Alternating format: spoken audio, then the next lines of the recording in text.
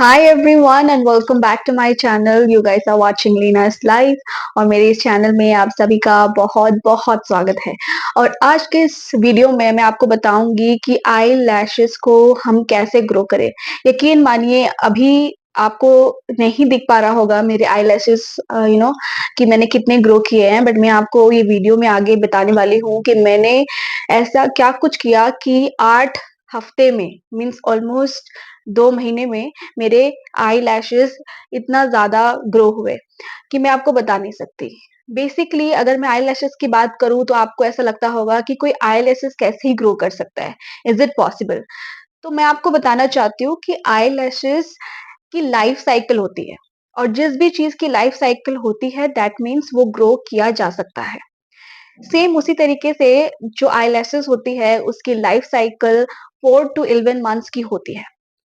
और ये आपको बात जानकर बहुत हैरानी भी होगी कि आपके आईलैशेस, अगर आपके आईलैशेस पतले हो गए हैं, बहुत ही वीक है, थिनिंग है, या फिर आईलैशेस के कुछ-कुछ हिस्से से आपके आईलैशेस नहीं है, बहुत गैप-गैप के साथ है, ऐसे भी बहुत सारे आई आप देख सकते हैं।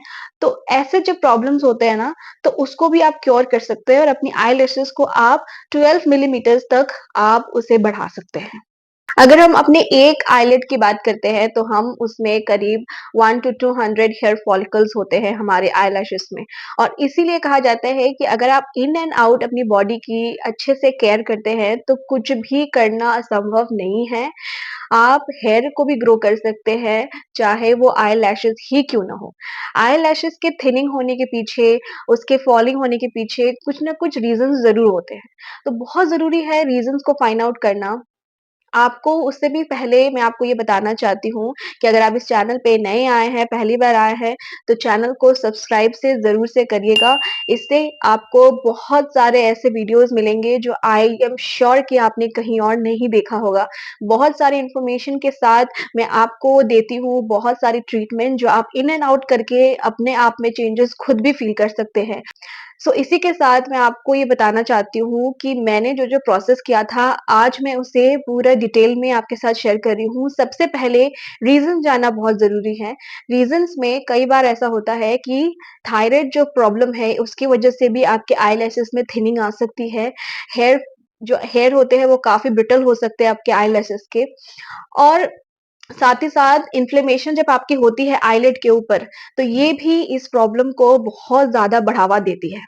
साथ ही साथ अगर वो मॉइस्चराइज़ नहीं है आईलैशेज़, आप बहुत ज़्यादा डिहाइड्रेटेड है, पानी कम पीते हैं, तो ऐसा भी हो सकता है कि उसमें इरिटेशन, इन्फ्लेमेशन, इचीनेस जैसी प्रॉब्लम्स भी आप फेस कर सकते हैं, जिससे हेयर में भी बहुत ज़्यादा असर करता है। ख़ास करके आजकल के डिजिटल टाइम में जब हम अपने आप को स्क्रीन में इतना एक्सपोज़ करते हैं, और जो हार्मफुल रेडिएशंस जो हम मोबाइल यूज़ करते हैं कॉन्स्टेंटली, और हम देखते हैं कि हमारे आँखों में स्ट्रेस देते हैं। तो वो स्ट्रेस के कारण कई बार क्या होता है कि हेयर जो होते हैं वो फॉलिकल्स सही से ग्रोथ नहीं कर पाते हैं। तो इसके लिए बहुत इम्पोर्टेंट है हमें उसे इन एंड आउट केयर करना। अगर देखा जाए तो कई बार ऐसा भी पाया गया है कि अगर आप जिंक डिफिशिएंट है आपकी बॉडी, तो आपके हेयर ग्रोथ में कई बार ऐसा हो सकता है कि आप ग्रोथ देखेंगे ही नहीं, और आपके हेयर ग्रोथ मिनिमम से मिनिमम बहुत हद तक बहुत मुश्किल से थोड़ा बहुत ग्रो करेगा, और हेयर स्टंटिंग की प्रॉब्लम्स आने लगेंगी। क्योंकि जो हेयर बिल्डिंग के फॉलिकल्स जो होते हैं उसको जिंक डिफिशिएंट होने के कारण ग्रोथ नहीं हो पाता है प्रॉपर्ली हेयर का। वेदर ये आपके आई लैशेज हो या आपके सर के बाल, जिंक डिफिशिएंट होना मतलब आपके हेयर रीग्रोथ में प्रॉब्लम होना। इसीलिए हम आज बताने वाले हैं ऐसे कुछ प्रोसेस जिसको आप कर सकते हैं, अपना सकते हैं अपनी डेली लाइफ में, और आप भी रिजल्ट देख सकते हैं मेरी तरह। बिल्कुल 8 वीक्स, जस्ट 2 मंथ्स आप इसे देंगे और आप सही में देखेंगे डिफरेंस, आप अपने आप ही ये चीज़ को फ़ील करेंगे। जो भी प्रोसेस मैं आज आपको बताने वाली हूँ, इस पूरे वीडियो के दौरान आपको उसे 2 महीने तक 2 बार दिन में, बिना किसी इफ एंड बट के, ईमानदारी के साथ अगर आप इसे करते हैं every morning and every evening, यकीन मानिए आप खुद भी रिजल्ट्स देख के इतने शॉक होंगे। आप खुद मुझे कहिएगा कि यही वाकई में काम करता है। और इसी के साथ चलिए मैं आपको बताती हूँ कि आखिर ये आईलिड्स के जो हेयर्स होते हैं या आई लैशेस जो होते हैं, आखिर क्या है ये आई लैशेस। तो अगर हम आई की बात करें, ये बनते हैं प्रोटीन से और प्रोटीन बनते हैं एमिनो एसिड से। और एमिनो एसिड्स बनने का जो ये पूरा बायोकेमिकल प्रोसेस होता है, ये एक बहुत अच्छा लॉन्ग चेन रिएक्शन है। तो आज मैं उसमें नहीं घुसने वाली हूँ। आज आपको बस इतना जानना है कि इस प्रोटीन को जब डिफिशिएंट होने लगती है हमारी बॉडी के ऊपर, तो हमारे हेयर ग्रोथ में प्रॉब्लम आने लगती है आईलिड्स की। अगर स्पेसिफिकली आईलिड्स के प्रॉब्लम की बात करें, तो इसमें रेसिनोइक एसिड जैसे एक पदार्थ पाए जाते हैं, जिसकी कमी की वजह से हमारे हेयर ग्रोथ नहीं कर पाते हैं। पर इसकी क्योरनेस के लिए एक टॉपिकल एप्लीकेशंस मैं बताऊंगी आपको इस वीडियो के दौरान, जिसको अप्लाई करके आप अपने हेयर ग्रोथ कर सकते हैं। बॉडी की अगर हम बात करें, तो जिंक तो मैंने आपको बताया ही, उसी के साथ स्ट्रेस को मैनेज करना, थायराइड जैसी अगर आपको प्रॉब्लम है उसको मैनेज करना। अगर आप ये कर लेते हैं, तो आई कैन गारंटी यू कि आपके आईलैशेस में ग्रोथ आप खुद देखेंगे। मैंने खुद भी ये चीज को अप्लाई किया है, देखा है, इसीलिए मैं आपको इतनी श्योरिटी के साथ बता पा रही हूँ। बहुत लोग ये सोच रहे होंगे कि इतनी क्या नीड है आईलैशेस ग्रो करने की। आईलैशेस तो ठीक है, आजकल फॉल्स आईलैशेस तो हर जगह चलते ही हैं।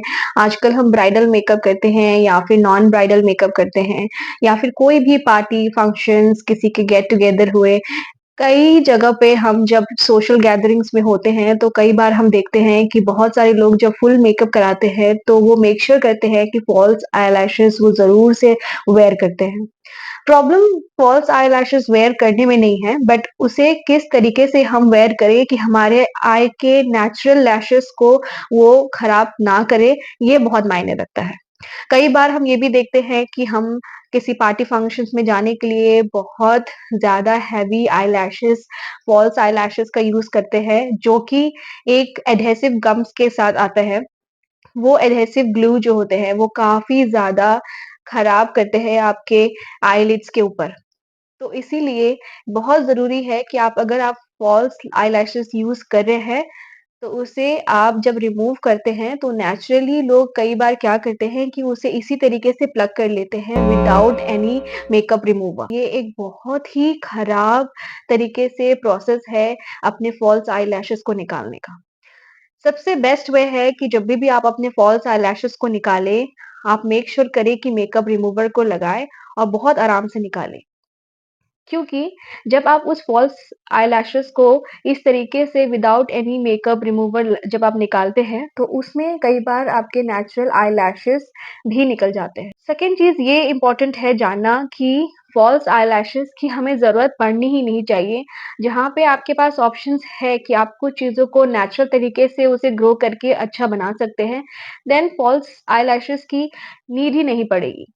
बट मैं ये भी एग्री करती हूँ, आजकल इतनी मेकअप ट्रेंड्स का टाइम चल रहा है, तो पॉसिबल ही नहीं है, हर किसी के पास इतना टाइम भी नहीं होता है एवरीडे केयर करने का। बट आज मैं जो आपके लिए ट्रॉपिकल रेमेडी लेकर आई हूँ, ये जो टॉपिकल रेमेडी है, जो आपको अप्लाई करना है अपने आई लैशेज़ के ऊपर, ये आप एक बार बना के आप पूरे 1 मंथ के लिए आप टेंशन फ्री रह के आराम से अप्लाई कर सकते हैं। एम्प्टी बॉटल्स जो होते हैं, उसका यूज़ करके आप इसको प्रिपेयर करके रख सकते हैं और इसे everyday morning and evening apply कर सकते हैं। और सबसे आसान बात इस टॉपिकल एप्लीकेशंस की ये है कि आपको ये एक नेचुरल मस्करा के तौर पे भी आप इसको यूज़ कर सकते हैं। आइए चलिए देखते हैं कि हमें इसे प्रिपेयर करना कैसे है। सबसे पहले जो ये मस्करा हम प्रिपेयर करेंगे, ये एक टॉपिकल एप्लीकेशन मस्करा है। जैसे कि मैंने आपको बताया कि अपने आईलैशेज़ के ग्रो करने के लिए हमें एक रेटिनोइक एसिड की यूज़ करनी चाहिए, जिससे हमारे हेयर फॉलिकल्स में उसकी ग्रोथ में काफ़ी ज़्यादा हेल्प होती है। तो उसी के लिए सबसे बेस्ट रेमेडी जो मैं यूज़ करने वाली हूँ, वो है कैस्टर ऑयल। जी हाँ, कैस्टर ऑयल एक ऐसा ऑयल है, जो बहुत ही यूज़फुल साबित हुआ है आईलैशेज़ को ग्रो करने के लिए। बट इसके साथ प्रॉब्लम ये होती है कि ये बहुत ही लैक्टेटिव होती है, मतलब बहुत ज़्यादा गाढ़ी होती है। ये इतना ज़्यादा गाढ़ा होने की वजह से क्या होता है कि जब आप अप्लाई करते हैं, वो बहुत चिपचिपा और स्टिकी लगता है। बट इसके साथ हम इसको एज़ इट इज़ नहीं लगाने वाले हैं, इसके साथ हम इसमें यूज़ करने वाले हैं विटामिन ई ऑयल। अगर आपके पास विटामिन ई ऑयल में अवेलेबल नहीं है, तो आप मेक श्योर करिएगा कि आप कोई-सा भी ऑयल लाइक आलमंड्स ऑयल आप यूज़ कर सकते हैं, कोकोनट ऑयल का भी यूज़ कर सकते हैं। इसके प्रोपोर्शन 2:1 रखना है और उसी के कंसिस्टेंसी के अकॉर्डिंग आप इसको मिक्स करिएगा और इसके साथ विटामिन ऑयल अगर आपके पास अवेलेबल नहीं है, तो आप विटामिन ई कैप्सूल्स के जो लिक्विड होते हैं, उसका भी यूज़ कर सकते हैं। उसको आपको मिक्स कर लेना है इस मस्कारा की लिक्विड में, ऑयल में और मिक्स करने के बाद आप इसको रख सकते हैं आराम से फॉर अ मंथ और इसको आप अप्लाई करेंगे अपने आई लैशेज़ पे एवरी मॉर्निंग और एवरी नाइट। आपको 2 टाइम इसे यूज़ करना है और इसे अच्छे से अप्लाई कर लेंगे। अगर आप चाहें तो इसे आप आईब्रोज़ अगर आपके ग्रो नहीं होते हैं, आईब्रोज़ में भी आप यूज़ कर सकते हैं। बट आईलिड्स के लिए, आईलैशेज़ के लिए ये बहुत अच्छे हैं। आप यकीन मानिए रिज़ल्ट्स आपको खुद ही दिखेंगे। मैं ये 8 वीक्स की मैं पूरी जर्नी में बता रही हूँ। बट आप उस चीज़ को अगर आपकी ग्रोथ अच्छी होगी तो आप उस चीज़ को 6 टू 7 वीक्स में ही आप अचीव कर सकते हैं।